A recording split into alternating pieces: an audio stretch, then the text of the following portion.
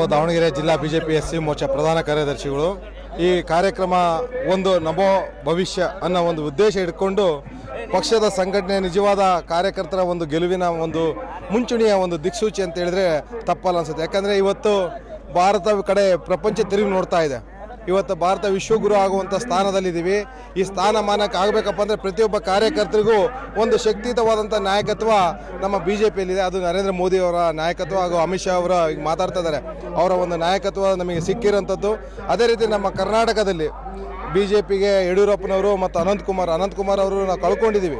ಈಗ ಇರುವಂಥ ಒಬ್ಬ ಧೀಮಂತ ನಾಯಕ ಅಂತಂದರೆ ಯಡಿಯೂರಪ್ಪ. ಅಂಥ ವ್ಯಕ್ತಿಯ ಒಂದು 50ನೇ ವರ್ಷದ ಒಂದು ಅಭಿನಂದನೆ ಸಲ್ಲಿಸ್ತಾ ಇರೋಂಥದ್ದು. ಕಾರ್ಯಕರ್ತರುಗಳು ತಮ್ಮನ್ನು ತಾವು ಅಭಿನಂದನೆ ಸಲ್ಲಿಸ್ಕೊಳ್ಳೋ ಒಂದು ಅವಕಾಶ ಇವತ್ತು ಬಿ ಜೆ ಪಿಯಲ್ಲಿ ನಾವು ಮಾಡ್ತಾ ಇದ್ದೀವಿ. ಅದರಿಂದ ಈ ಕಾರ್ಯಕ್ರಮ ಯಶಸ್ವಿ ಆಗ್ತಾ ಇದೆ. ಇದು ಯಾವುದೇ ಒಂದು ವಿಶೇಷತೆ ಅಂತಂದರೆ ಇಲ್ಲಿ ಯಾರನ್ನೂ ಸಹ ವೈಯಕ್ತಿಕವಾಗಿ ಕರೆದಿಲ್ಲ. ಪಕ್ಷದ ಒಂದು ಕೂಗಿಗೆ ಜನಗಳು ತಾವಾಗಿ ಸ್ವ ಇಚ್ಛೆಯಿಂದ ಬಂದಿರುವಂಥದ್ದು. ಇದು ಯಾವುದೇ ಒಂದು ದುಡ್ಡು ಕೊಟ್ಟು ಏನು ಕರ್ಕೊಂಬಂದು ಏನು ಮಾಡಿದಂಥ ಪಕ್ಷ ಅಲ್ಲ ಇದು. ಯಾಕೆಂದರೆ ಸುಮಾರು 10 ಲಕ್ಷಕ್ಕಿಂತ ಹೆಚ್ಚು ಜನಸಂಖ್ಯೆ ಸೇರಿ ಮಾಡಬೇಕನ್ನೋ ಒಂದೇ ಒಂದು ಕರೆ ಕೊಟ್ಟಿದ್ದು.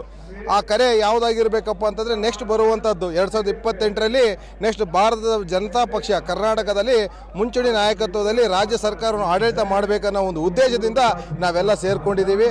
ಈ ಒಂದು ನಾಯಕತ್ವ ಗಟ್ಟಿ ಆಗಬೇಕಾಗಿದೆ. ಇಲ್ಲಿ ಯಾವುದೇ ಒಂದು ಜಾತಿ ಧರ್ಮ ಭಾಷೆ ಇಲ್ಲ.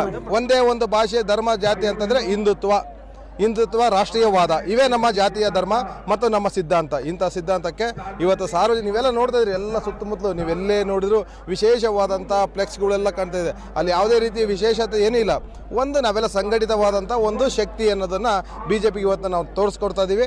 ಇದರಿಂದ ಬಂದಿರೋಂಥ ಪ್ರತಿಯೊಬ್ಬರಿಗೂ ನಾಯಕರಿಗಿಂದ ಹಿಡಿದು ಸಾಮಾನ್ಯ ಕಾರ್ಯಕರ್ತರಿಗೂ ನಾವು ದಾವಣಗೆರೆ ಜಿಲ್ಲೆಯ ವತಿಯಿಂದ ವಿಶೇಷವಾಗಿ ಅಭಿನಂದನೆ ಸಲ್ಲಿಸಿ ಎಲ್ಲರಿಗೂ ಧನ್ಯವಾದ ಅರ್ಪಿಸ್ತೀವಿ.